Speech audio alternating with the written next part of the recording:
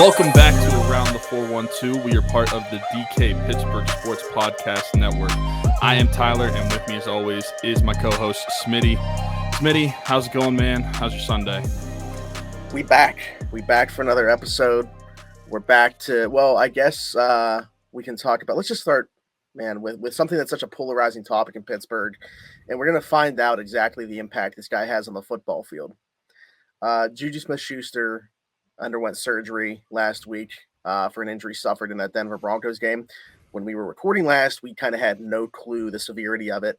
But now we know he was put on IR. He's going to miss the rest of the season with that shoulder injury. And just from the way his coaches and his teammates talk about him, you can tell what he means to the team as a player, how valuable he is, despite the fact that, we talked about it on here. Deontay Johnson's probably the best receiver in the football team. Chase Claypool has a chance to be even better than that just because of the alpha traits that he has, his size, his speed, that combination. And where does that leave JuJu Smith-Schuster in the wide receiver room?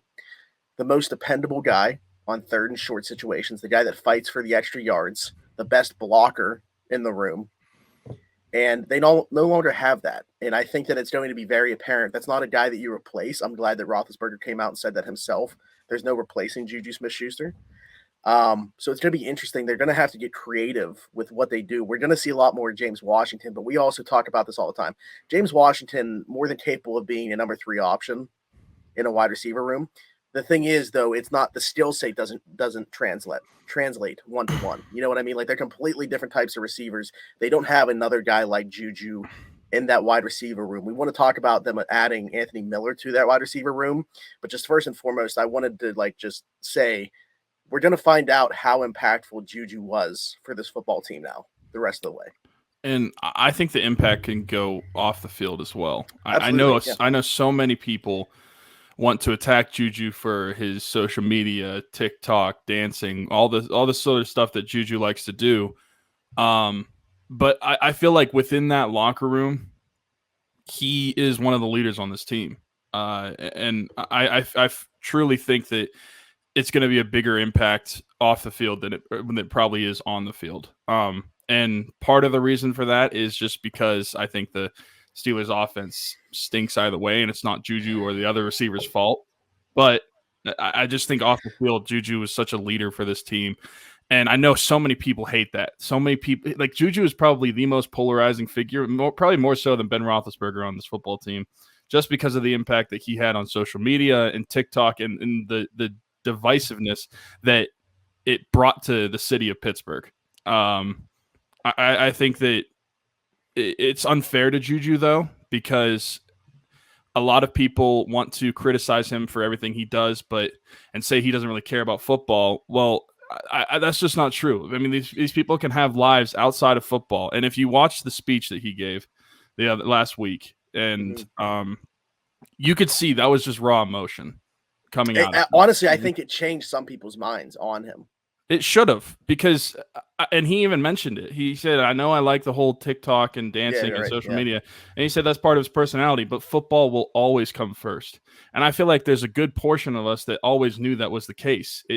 Just because he does these things outside of football does not mean that football is not the number one priority for him. It always was. And I feel like a lot of us knew that.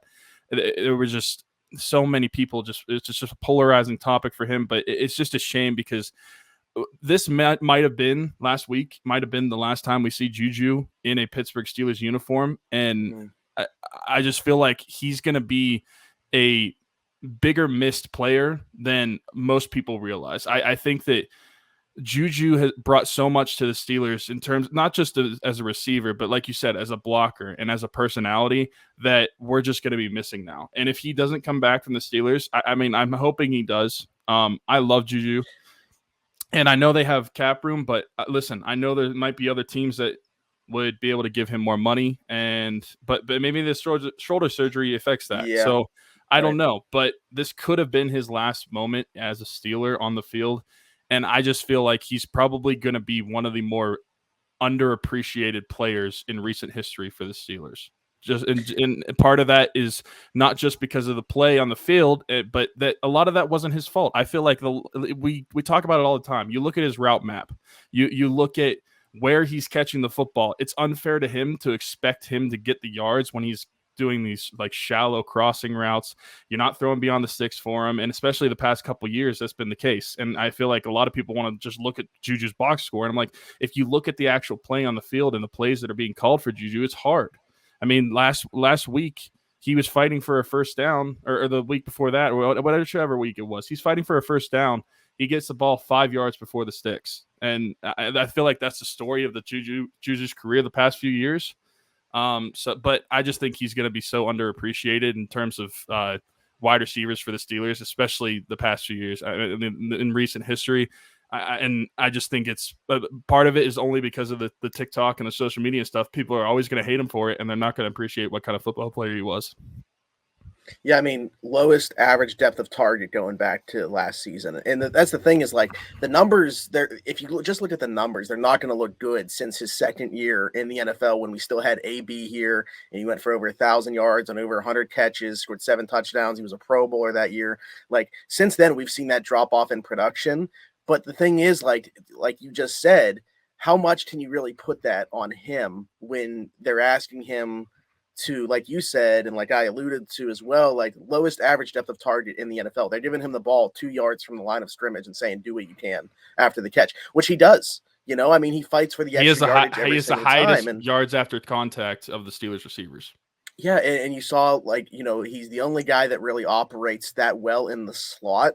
And it lets Claypool and Deontay play on the outside. You can't – I see people suggesting Deontay. I think people, for whatever reason, just think like, hey, the smallest receiver should be in the slot. That's the dumbest thing I've heard. Well, that's funny because do people not remember Antonio Brown?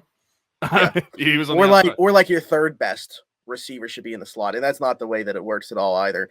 But real quickly, I also wanted to talk about Anthony Miller, the addition of him, see how quickly – so they play Seattle – and then we got the bye week before we play the Browns. So he has that bye week in there to kind of get ramped up before having to be thrown into game action. He's not going to replace JuJu Smith-Schuster, but he is a former second round pick of the Bears. I know that he's had another stop in Houston since then. They actually traded for him and then released him. So I don't know, you know, what's really there, but there's obviously a little bit of some pedigree. I really like him coming out of Memphis. What do we think about Anthony Miller? Do you think that he ends up being like a top 4 option? Is he going to get a helmet on game days sooner than later? I guess what I'm asking. I think he will. And I feel like Anthony Miller, like going back to the teams that he's been on in Chicago, and then this year, the little stint that he had in Houston, it's not like he was getting like great quarterback play either at these places. Right. So it wasn't, he might not be able to showcase what he actually is as a receiver. Now, coming to Pittsburgh, that might not be the case this year either. But I do think that, I mean, he's really competing for a hat with like Cody White and who competing for. You want to talk about blocking receivers? Cody White's a really good blocking receiver. Yeah. So and then when it comes to like being the 4th receiver, I feel like Ray McLeod will get a shot early, like right away. He might get the first crack in the slot if they do want to keep Claypool away from that. That's what I'm saying. So I think that those are the two like guys that he has to compete with, because I feel like there's unless he's just amazing out of the gate, he's not going to like pass like James Washington on the depth chart. But I do think that he could be a productive receiver. I don't think that like people shouldn't think that he's coming in here to replace JuJu Smith-Schuster. He's just not that type of receiver. But I do think he could be productive for the Steelers. I hope so. But, you know, the whole point of this conversation, we spent an entire segment at the beginning of the show talking about it, and I think rightfully so, because JuJu Smith-Schuster, like you said, he may have played his last game in Pittsburgh. I hope not. You're rocking the shirt right now for the people that are watching on YouTube. Yep. But, yeah, I think that a lot of people, he just goes underappreciated because they don't care for the person that he is off the field. And, you know, I'm not one of those people, but even so, like, you should be able to separate that stuff and see how valuable he is on the football field. If you're not already, you're going to see the impact that he has without him now. And I think whether it be in Pittsburgh or somewhere else after this season, and honestly, I think that the injury does give him a better shot to come back to Pittsburgh. As sad as that sounds, you know, I don't want that. No, I know what you mean. Yeah. But his market is going to be very watered down. I think we're looking at a similar situation to him entering this free agency that he just did for different reasons. But yeah, I think it gives him a good shot to come back. But I think that what I was getting at there is a healthy JuJu Smith-Schuster. I think we're going to see him get back to closer to that 2018 form. Yeah. And I just know that no matter where JuJu goes, whether he stays in Pittsburgh or goes to any other team in the league, I just know that you and I are still going to be fans of him. And I feel like I really like the Chargers as a landing spot, by the way, if it's not Pittsburgh. Why? Because you love the jersey? Well, first off, you got Justin Herbert. And also true. Mike Williams is entering free agency, and that, unlike JuJu as a receiver, I think he's going to get paid. So yeah. I don't know. Either way, he will have 2 fans of ours from us for his career. I mean, I hope he's a Steeler moving forward, but can't expect that. We didn't know if it was going to happen this year, and it sucks that it was cut short. But hopefully moving forward, but either way. When we come back on Around the 412, we are going to recap the game against the Seattle Seahawks. We'll walk through that. Also, we don't really necessarily have a game to talk about next week with the bye coming up, so we can just jump ahead and start previewing that Cleveland Browns on Halloween. But we will be right back. This is Around the 412 on the DK Pittsburgh Sports Podcast Network.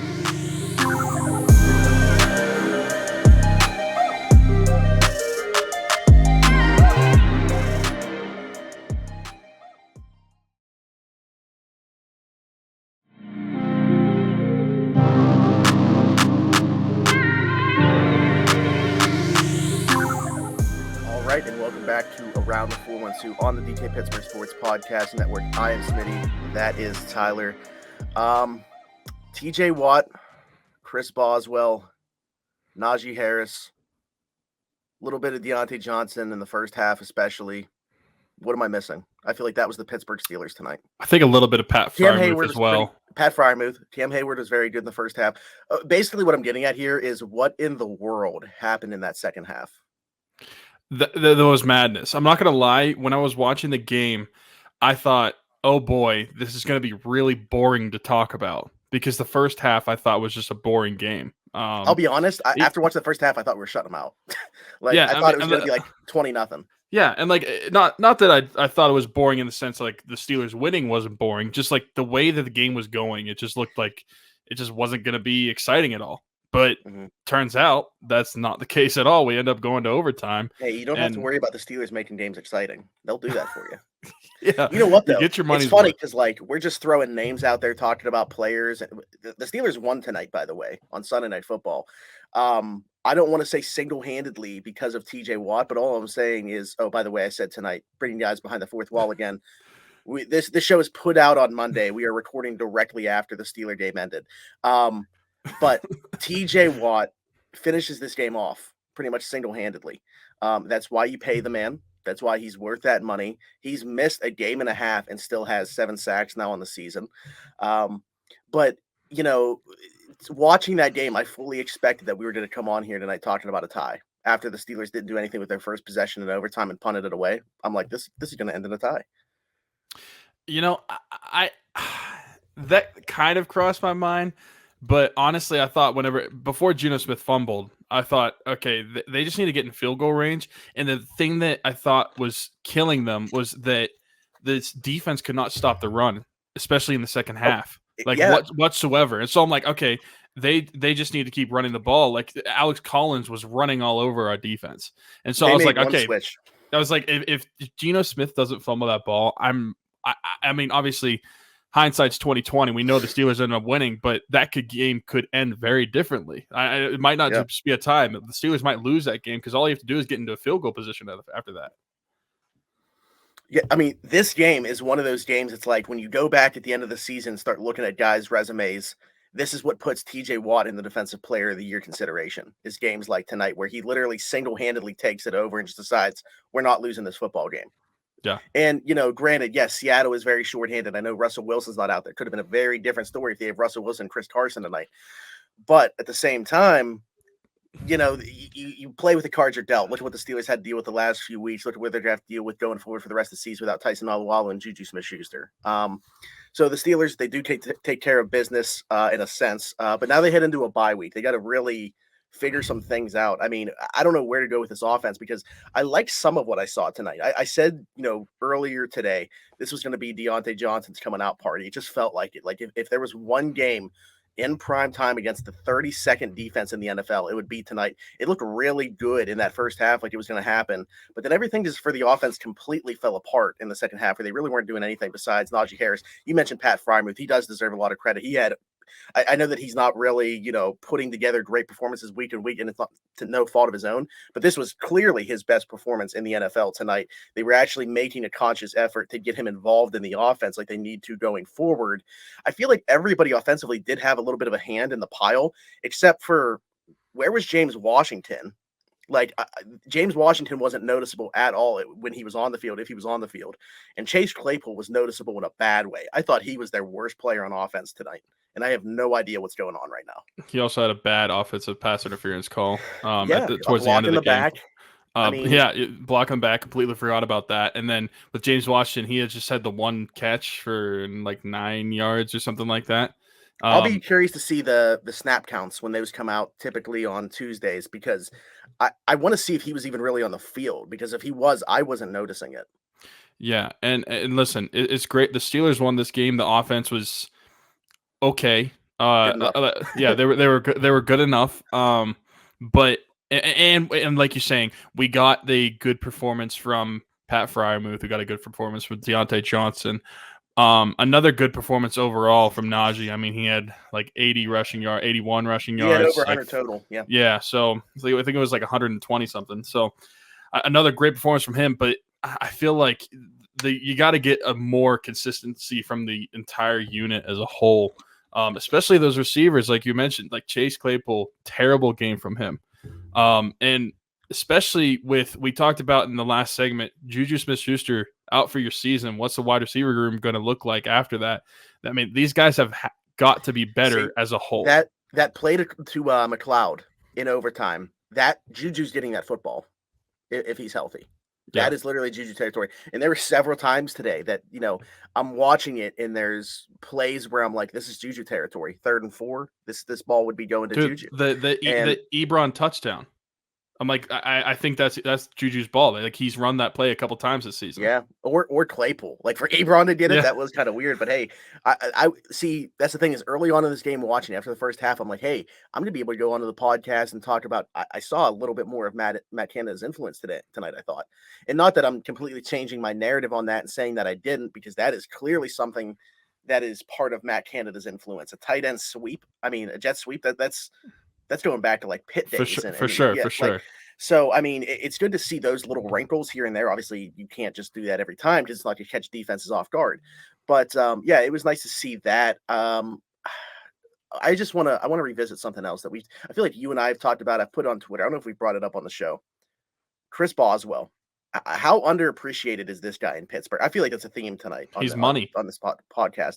We're talking about underappreciated guys a lot on this show. Chris Boswell, I mean, name me a kicker not named Justin Tucker that you can actually say is better in the NFL. I'm sure you can make some cases here and there. Everybody say, oh, our team, well, unless you guys are like really terrible, you're going to make a case for your guy being the best kicker that's not named Justin Tucker. I think everybody clearly agrees Justin Tucker's number one. Who's behind him?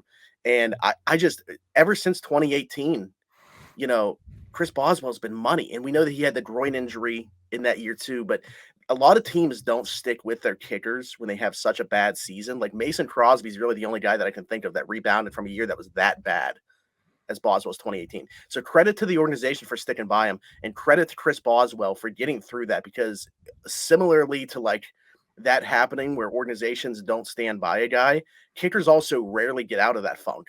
And for him to rebound the way that he has, I mean, he's money, like 51 yards, and I'm sitting there not sweating at all. I'm thinking, okay, he's making this kick. The only question is, are we going to allow the field goal for it to go to overtime? Which they did. Yeah. I mean, the dude is just automatic.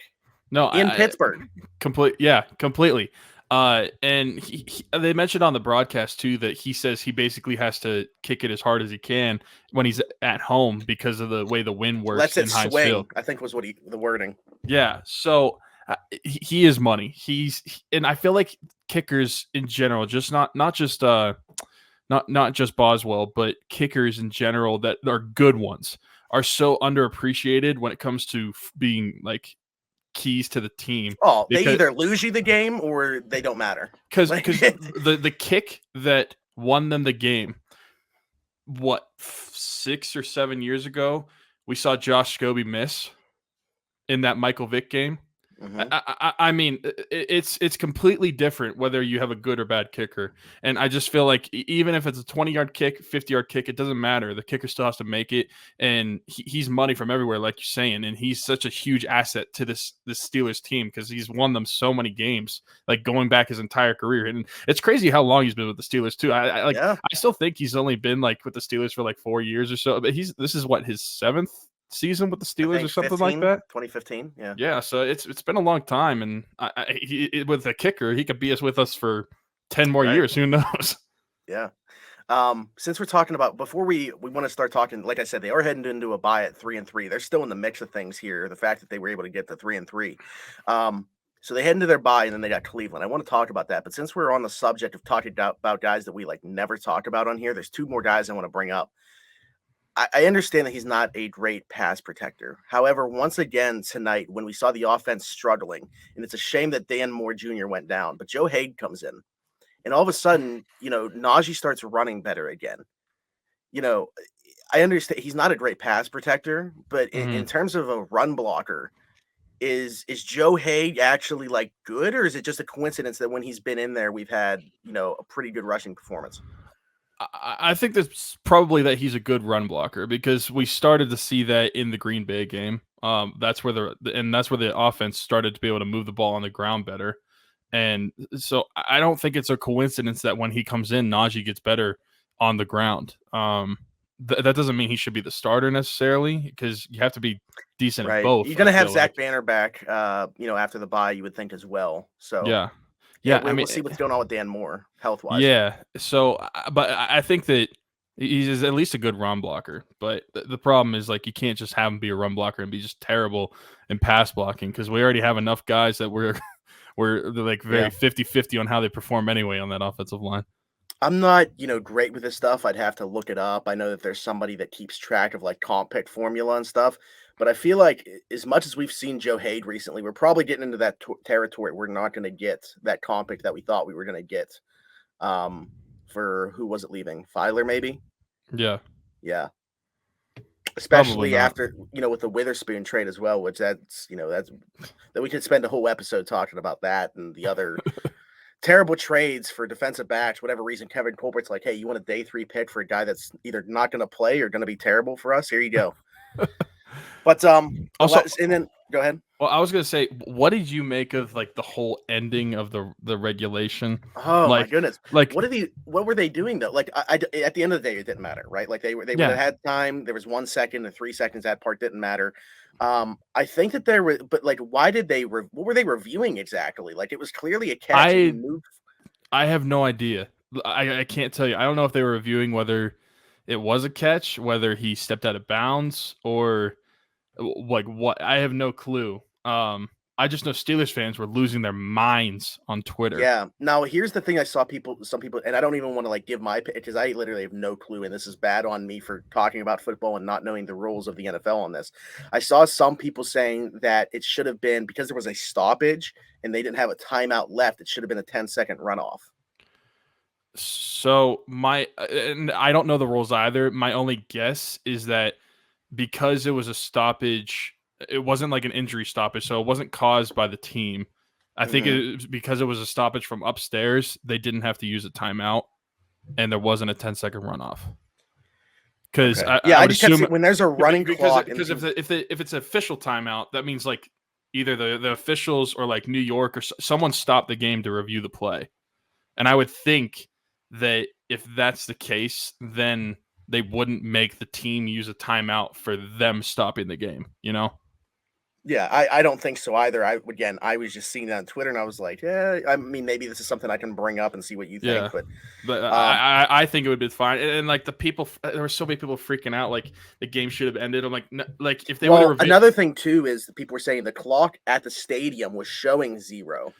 So that was, I think that people were probably like, is that the real time? And we're not seeing the real time on, the clock that we see at home. Was it actually at 0? Well, here's the thing that I don't know is like I know the people were probably watching the clock hit 0, but how are people at the stadium watching the clock hit 0 and watching him spike the ball? Like I think it's easier to do on TV to watch both the time and the play than it is at the stadium. But But at the end of the day, like if they would have reviewed it, the official clock was on 1 second left whenever the ball hit the ground. Yeah. So it wouldn't have mattered. Steelers won the game anyway, so it doesn't matter. But I mean, I should say, like, from what I was like a couple weeks ago to now, listen, I don't think the Steelers are still a great team. I think they're very mediocre, especially offensively. But mediocre might get them in. I know, but that like mediocre is like what we don't want, though. I know. Like but you either need to be really good or really bad. Mediocre is the worst thing. I know that you hate when I bring this up, okay? But being a season ticket holder, all right? Oh my gosh. The only thing that I can ask for is to go to meaningful games down the stretch at the end of the season. I don't want those games to not mean anything because they're horrible.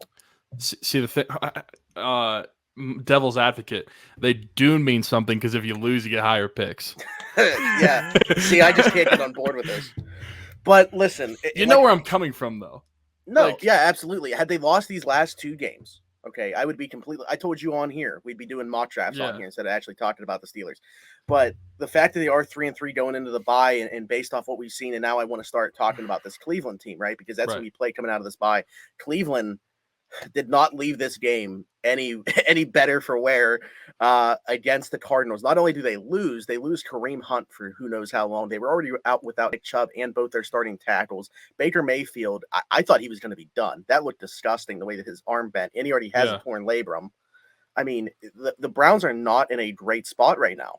And granted, you know, they're going to have some time after. They're going to have 10 days after this game against the Broncos, but they are not healthy right now heading into this Thursday night game. If they were to drop that game and go to 3, and Denver looks terrible, by the way.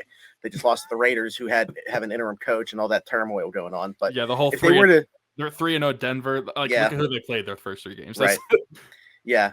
But if they, for some reason, you know, hypothetically, if the Browns were to drop to 3-4 coming into this game against Pittsburgh, and we don't know the long-term health of these guys, I don't know. I think that there's all right. Let's start talking about the Browns team right now. All right. I just mentioned these injuries. What do we think about the Browns? Because I was expecting them to be a lot better on not the offensive side of the football. I knew what they could be offensively as long as they have that run game going. And with Nick Chubb and Kareem Hunt, they're the best running team in football. Their offensive line's a little bit banged up right now, but they're one of, if not the best offensive lines in football. Baker Mayfield can win you football games. He's okay enough to do so. He's got the weapons around him. I don't think the receiving core is great. I think they got a pretty good tight end, but overpaid at that in Austin Hooper. David Njoku's fine. Defensively, I thought that this was going to be like a top 10 unit this year, and they are just giving up points after points after points, and they can't get any stops. I'm like, what is going on here? There's so much talent on that defensive side of the football.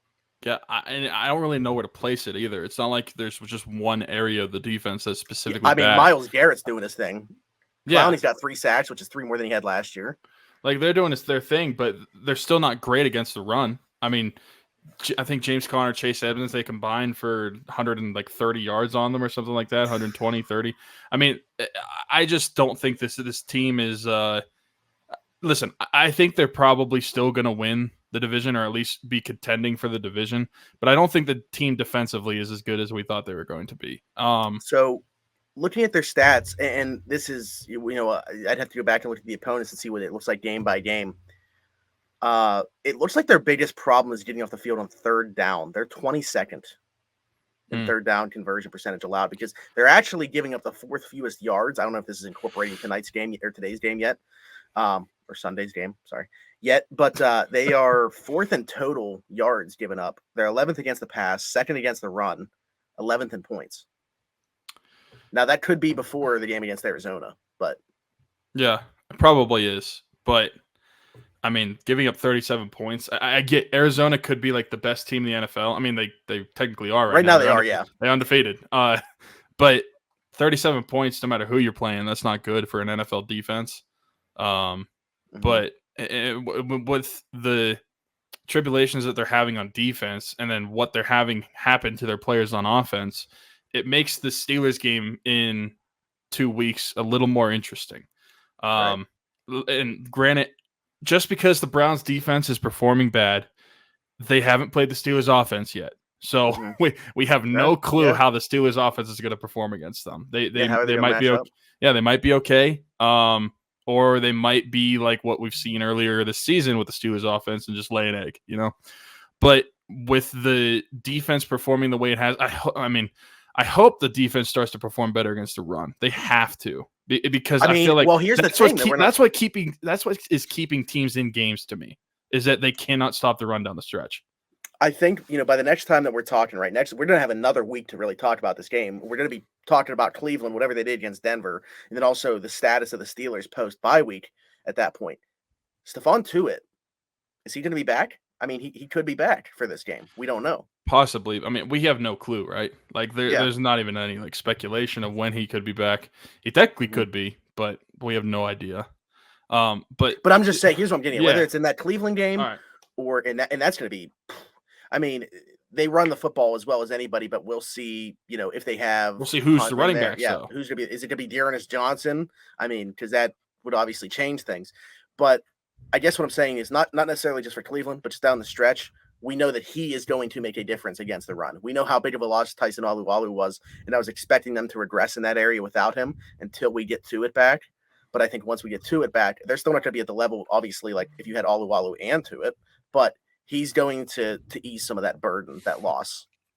And I think we saw today, and we've seen the past couple of weeks, that the Steelers have been getting more pressure to the quarterback, which is how that's the bread and butter of that defense, and that helps the secondary a lot. That's how the secondary performs well.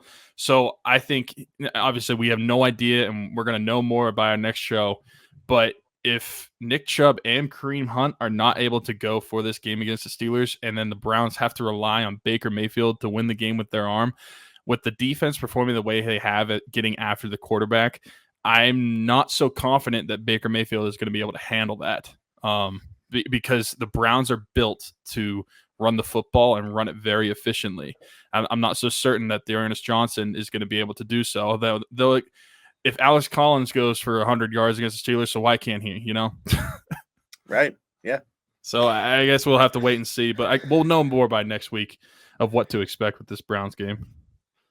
We're going to switch over and start talking about the Penguins here, but I just wanted to wrap up the Steelers segment. I should have showed you guys this last week, but October is Breast Cancer Awareness Month, and they were giving away these towels. I'm not sure if they gave them away at the Seattle game, but they were giving them away at the Denver game, and they're awesome. I actually have two because I picked one up there, so we can give one of these away if you guys would be interested, someone that watches / listens to the show, but only if you guys are interested. We're going to know if you guys watch or listen to the show, because you're going to have to comment down below in the YouTube comments and just say, what should they say? What would be a good word for them to say? Pink? No. No, just shut me down immediately. No. Let's go with crucial catch. Those two words, because obviously that plays into the mission that the NFL has for. So if you guys would like to win one of these pink towels, if you weren't there for either the last two games, and again, I don't even know if they gave it away at the Seattle game, but no idea. Comment something down below, subscribe to the channel, leave us a like. Other than that, we're going to switch over and talk about some Penguins real quick. Off to a great start compared to what we thought potentially could happen. All credit to Mike Sullivan, now the winningest coach in Pittsburgh Penguins history. We'll talk about all that and more when we come back on Around the 412. This is DK Pittsburgh Sports Podcast Network.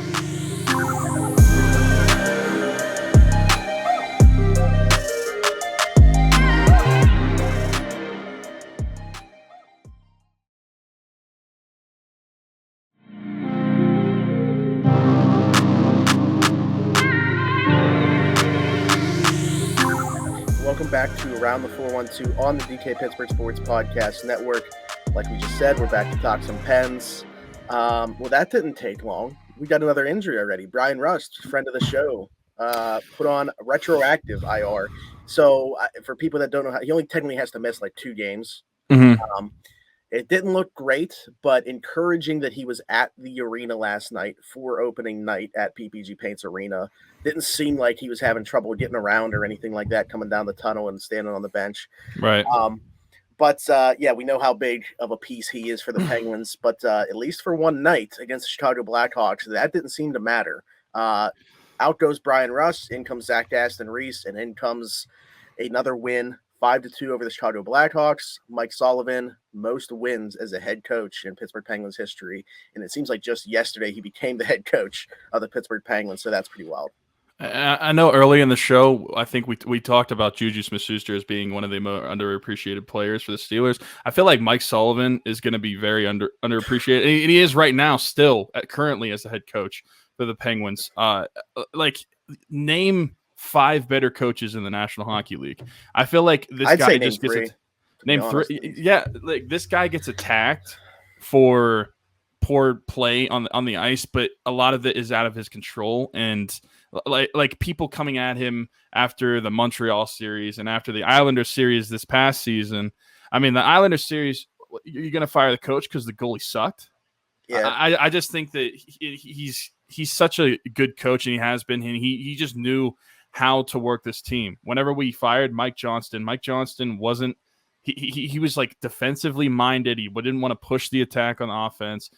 And Sullivan came in and completely revamped this team, changed the way that they played. And really, you could say that Mike Sullivan changed the way the league played for how the Pittsburgh Penguins played in 2016 and how they won those 2 back-to-back cups. Yeah, at least for a few seasons. Like they made everybody form to what they were doing. So, yeah, congrats to him on being the winningest coach in Penguins history. That's awesome. I hope he just keeps stacking those wins. I hope he's the coach for quite a long time. And what's pretty cool is he's going to be the coach of the Olympic United States hockey team coming up. So we'll see hopefully what Pens get on the roster. Yeah, hopefully we know there's probably going to be at least 1, hopefully 2, but we'll see. I've seen some people throwing Brian Dumoulin in there as well. Oh, really? Depending on because you can't just go everybody offensive defenseman. So we'll see. I mean, it's gonna be interesting to see. But yeah, the names you're alluding to: Jake Gensel, Brian Rust potentially, and then I've seen Brian Dumoulin thrown out as well. We'll see how much influence Sullivan is able to have in that roster construction. But I mean, if you know those 3 guys already play well in his system. Not saying that's going to be the exact same for Olympic hockey as the Pittsburgh Penguins. But when somebody asked me, this is what I wanted to talk about real quick before we transition to talk about these first few games and the fact that them starting out 2-0-1 is really miraculous when you look at the teams that they had to start out with. Right. If somebody asks you, what exactly does a coach do, or how do you know that a coach is doing their job? I think that this is a perfect case right here, a case study for people. The fact that the Penguins have started off as well as they have, with the lineup that they're throwing out there right now. And this is where Mike Sullivan is making his money and showing that he is a top 3 head coach in this league. Because you look at the roster right now, right? Without Sid, without Gino, without Jake Gensel on opening night, now without Brian Rust, without Zach Aston-Reese on opening night as well. The way that they played against Tampa Bay from start to finish, you're not going to see a more complete performance, I don't think. Even when Sidney Crosby and Evgeny Malkin in the lineup, I don't think that you see them play a better game than they did. And it's just everybody collectively buying into that Mike Sullivan system. And that's the thing, is it's not just like he can do whatever he wants. He can coach the X's and O's, put everybody in the right positions, and be as good of a coach as he wants to. They still have to execute that. So, credit to those guys as well. But really, for me right now, with the way that they started out, I know that they blew a 4-2 lead to Florida late. After they were losing 2-0, came back to a 4-2 lead and ended up losing that game in overtime. The fact that they got 3 points on that trip and then came home and played the Blackhawks the way that they did, this is like I said, this is where Mike Sullivan is. You start to really appreciate what Mike Sullivan brings to this team as the head coach. And I think this goes beyond just the beginning of this season. I think if you go last year, years prior, sure, yeah. he's had so many man games lost among the top in the league. And the fact that he's able to still just plug in these players, get them to buy into his system and play the way he wants them to play. It just speaks to how good of a coach that he's been for the Penguins in his tenure. And I just think he's so underappreciated as a coach. And especially going into this season, we were missing Sidney Crosby, Evgeny Malkin, Jake Gensel, Zach Aston-Reese, and we're able to go into Tampa Bay and blow out the defending 2-time Stanley Cup champions. I mean, I joked on last week's show that Sid might not have much of a race to catch up on the points because I was like, they might not get a point, but they ended up getting 6 goals. And it was a great night. It's been granted, it's because John Cooper bet the over, But dude, oh yeah, you're not going to see another game coach like that. By the way, that's not going to happen again. I had no idea what he was doing. Like pulling the goalie with 6 minutes left, down 3. I'm like, okay, that seems a little bit early. But then they got the goal, and I'm like, okay, so they probably won't pull their goalie again for another like 2 minutes or so. Literally immediately he pulls him again. I'm like, okay, yeah, you're right. He bet the over because like I love the memes like everybody watching the game that bet the under in the last 5 minutes is just depressed. Like you were one of them. There was 8.5 minutes left when Dom Simone scored the goal to make it 3-0, and I'm like, nothing has ever looked that safe to me as that under did. But 8 goals under being scored. That's neither here nor there. We can save that for Platt's picks. It's been a great start to the season. I know they blew the lead in Florida, but listen, people, Florida's a really good team. It was their home opener as well, so you're going to get their best effort. I think you could say they maybe played the 2 best teams in the Eastern Conference. I mean, we'll see what Boston is like this year, but yeah, no, for sure. So those 2 games, able to get 3 out of the 4 points possible, then coming home opener. You were there, by the way, and then being able to beat the Blackhawks the way they did, especially on the fast start. But hey, by the way, Marc-Andre Fleury should not play in Pittsburgh. He should have played.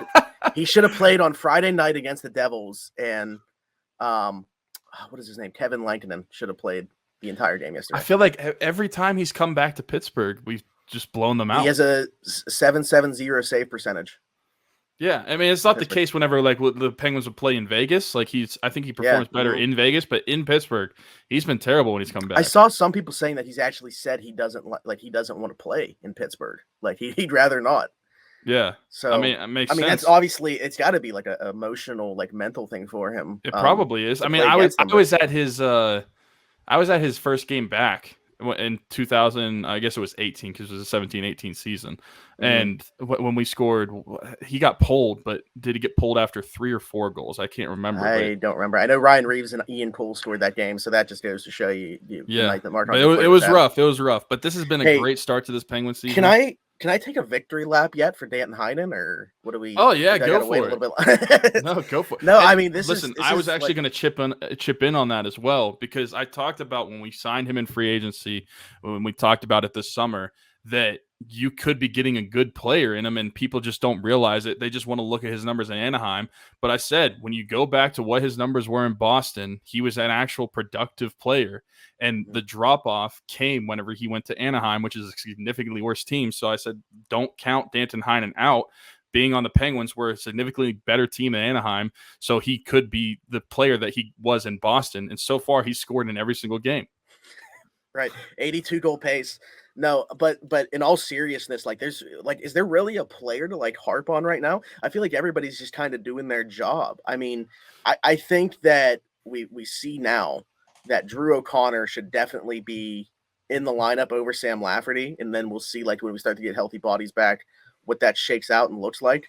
But he had a game yesterday also. Dom Simone, who everybody like that dude, he made a no look behind the back pass yesterday that was ridiculous to spring a 2-on-1. I mean, everybody right now is playing everybody right now is playing their role to this team to perfection. Marcus Pettersson, maybe he's had his best game of his career on opening night against Tampa. Like everybody that people like to harp on right now, they're just shutting up the doubters. The people you could harp on right now are Sid and Gino because they're not on the ice. Why are you injured?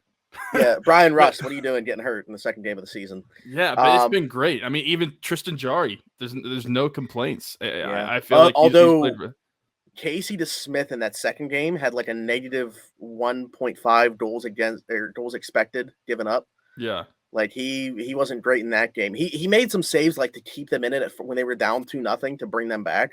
Yeah. But then it wasn't great down the stretch. They obviously lost that game. But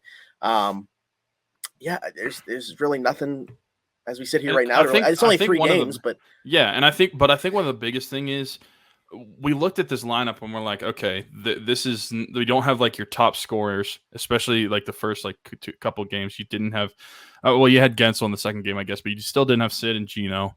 But the scoring on this team has been coming from all throughout the lineup. It's not just 1 or 2 of these lines that are scoring. I mean, I'm looking at the stats for the regular season so far, and I get it's only 3 games, but the fact that in 3 games, everybody that has played except for 5 players, which 2 of them are goalies, and the other 3 are defensemen.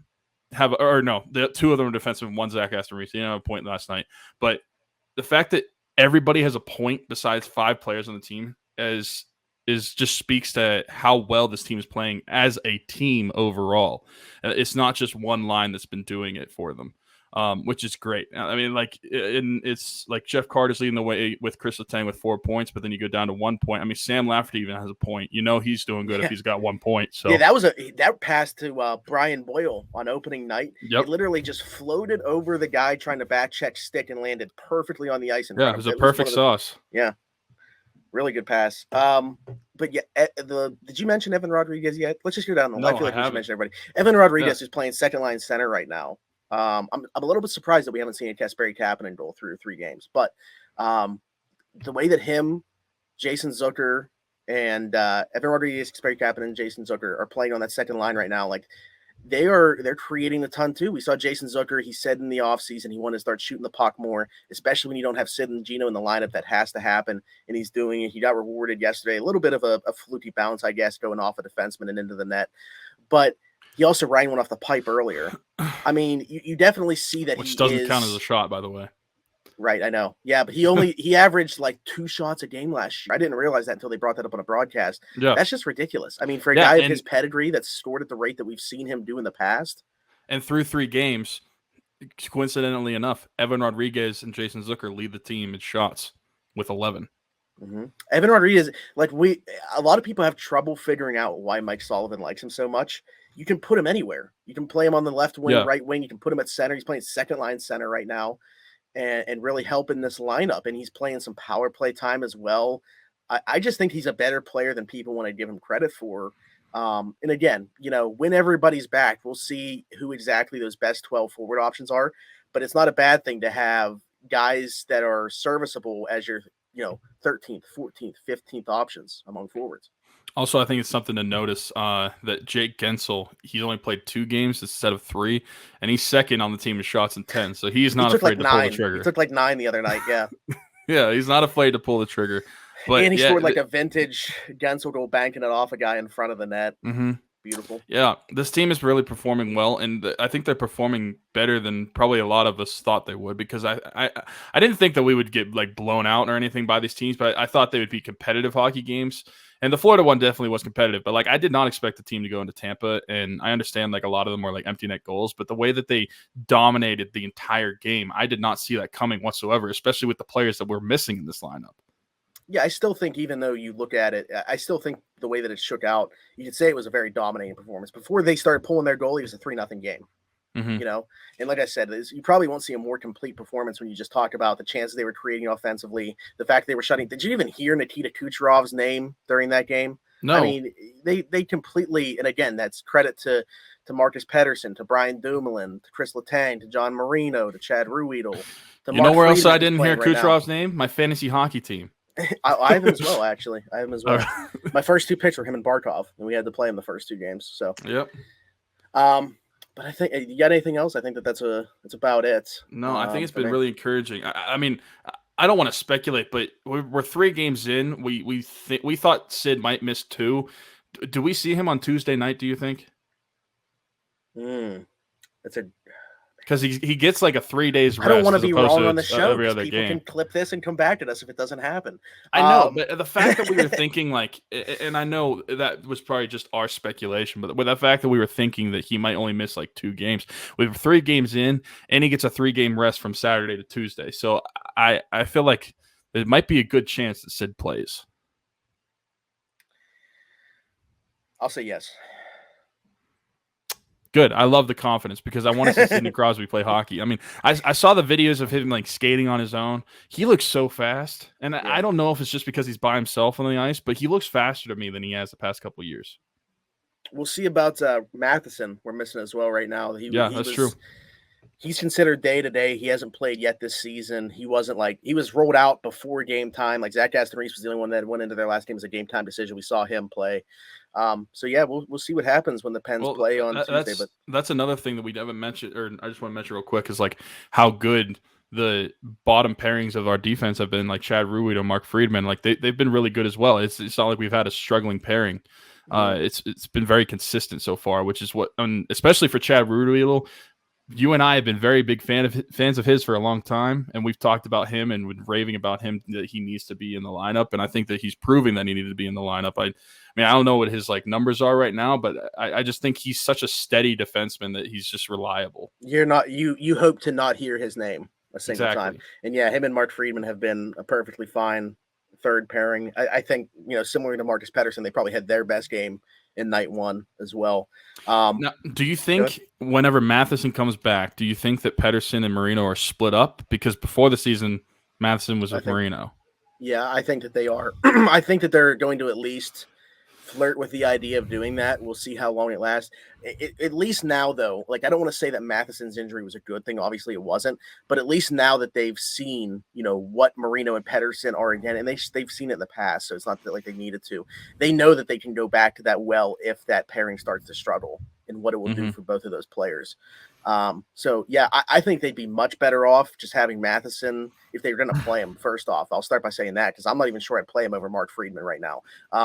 But if he's going to be in the lineup, it's got to be, to me, with Chad Ruhwedel, but I envision it being with John Marino.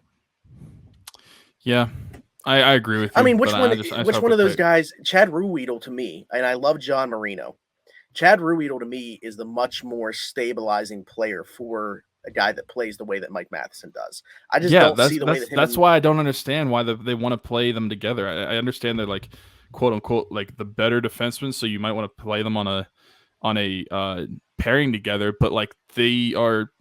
I don't want to say Marino is definitely not as offensive as Matheson is, even though Marino has some offense to his game. I just feel like basically Matheson is a winger that plays defense, and Marino is a defenseman that can play a little bit of offense. So there's the difference. Right. But yeah, you're right. I think that that a guy like Ruhwedel is much better for. It's similar to Chris Letang and Brian Dumoulin. Brian Dumoulin is perfect for Chris Letang because it allows Chris Letang to do what he wants in the offensive zone. I think it's up and down the lineup. That's the way that it should be set up. One offensive, puck moving defenseman, the other guy that's a stabilizer, the stay at home defensive defenseman type. But we'll see if that's the case. Anyways, guys, we can't thank you enough for watching or listening, depending on what you're doing. If you're watching us on YouTube, hit that subscribe button to the DK Pittsburgh Sports channel. Leave us a like, leave us a comment, hit that notification bell so you know when a new video is posted from any of the podcasts or any of the daily sports content in the Pittsburgh area that's posted by the channel. And also, GoFundMe, Rocking Around the 412 is rolling. I've been looking into, shout out to Christina Auctions. Not a sponsor, by the way, but shout out to them.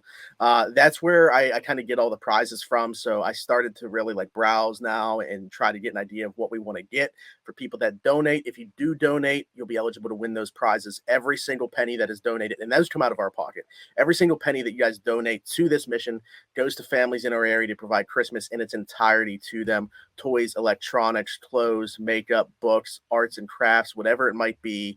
And also with the money that's left over, we buy the family a gift card to go and get their groceries to provide a meal for them on the holiday. So it's a great mission. This is year 4 of doing it. We've raised over $10,000 in doing so. If you help donate to the cause, you're going to be eligible to win some great Pittsburgh Sports memorabilia prizes. As always, like I said, if you're listening to the show, leave us a 5-star review with a question or comment. We'll give you a shout out at the end of the show. Other than that, it's been Smitty. It's been Tyler. We'll talk to you next time. This has been Around the 412 on the DK Pittsburgh Sports Podcast Network.